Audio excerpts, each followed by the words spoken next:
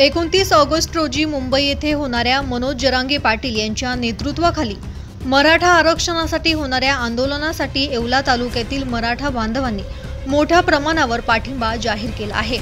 याच पार्श्वभूमीवर कोटमगाव देवस्थान येथे एक महत्त्वपूर्ण बैठक आयोजित करण्यात आली होती। या बैठकीला तालुक्यातील विविध गावांमधून मोठ्या संख्येने मराठा बांधव उपस्थित होते। या बैठकीत एक भाकरी समाजासाठी हा उपक्रम राबवण्यात आला, ज्यामध्ये प्रत्येक कुटुंबानं एक भाकरी देऊन आंदोलनासाठी जाणाऱ्या बांधवांना अन्न सहाय्य दिले। या उपक्रमाला गावकऱ्यांनी भरभरून प्रतिसाद दिला असून यामागे एकच भावना दिसून आली, मराठा आरक्षणासाठी एक संघ लढा। बैठकीत आंदोलनाच्या नियोजनावर चर्चा झाली, तसेच मुंबईकडे जाणाऱ्या वाहनांच्या व्यवस्थेची आखणी करण्यात आली। संयोजन समितीने शांततामय मार्गाने आंदोलन करण्यात यावे असे आवाहन केले। या उपक्रमामुळे मराठा समाजातील एकजूट पुन्हा एकदा दिसून आली। समाजासाठी काही करण्याची भावना प्रत्येकाच्या मनात ठासून भरली गेली आहे। येत्या 29 ऑगस्ट रोजी होणाऱ्या आंदोलनात येवला तालुक्यातून हजारो मराठा बांधव उपस्थित राहणार असल्याचे यावेळी स्पष्ट करण्यात आले।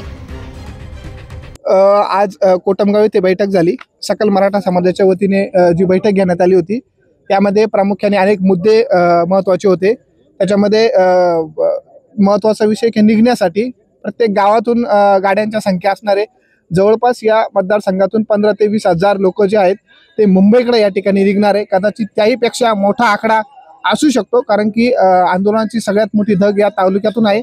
त्याच्यामुळे जास्तीत जास्त मोठ्या संख्येने समाज बांधव कसे निघतील या जनजागृतीसाठी आम्ही आज बैठक घेतली होती समाजाच्या वतीने, आणि या बैठकीला उत्स्फूर्त असा प्रतिसाद मिळाला आहे।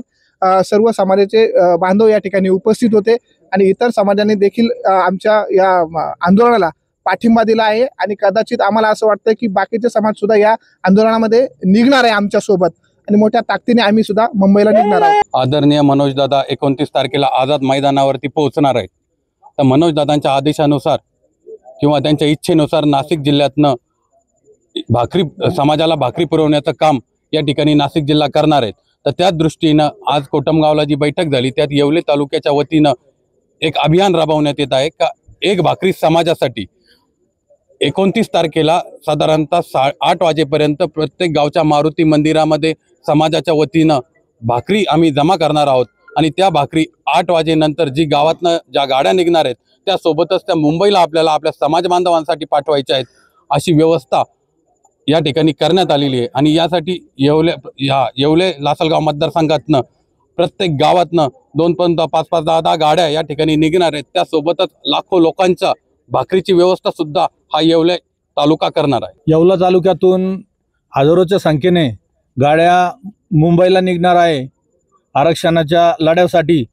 सर्व बांधव हे उत्स्फूर्तपणे आज तयार आहे। इथं आज कोटमगावला जी बैठक झाली, इथं हजारोच्या संख्येने समाज बांधव उपस्थित होते, आणि यांच्या सर्वांच्या एकमतानं गावागावातून प्रत्येक गावातून 10 ते 15 गाड्या इथून निघणार आहे। असे 130 गावं आहे, याच्यामध्ये जवळजवळ हजारोच्या आसपास गाड्या येवला तालुक्यातून मुंबईकडे जाण्यासाठी निघणार आहे।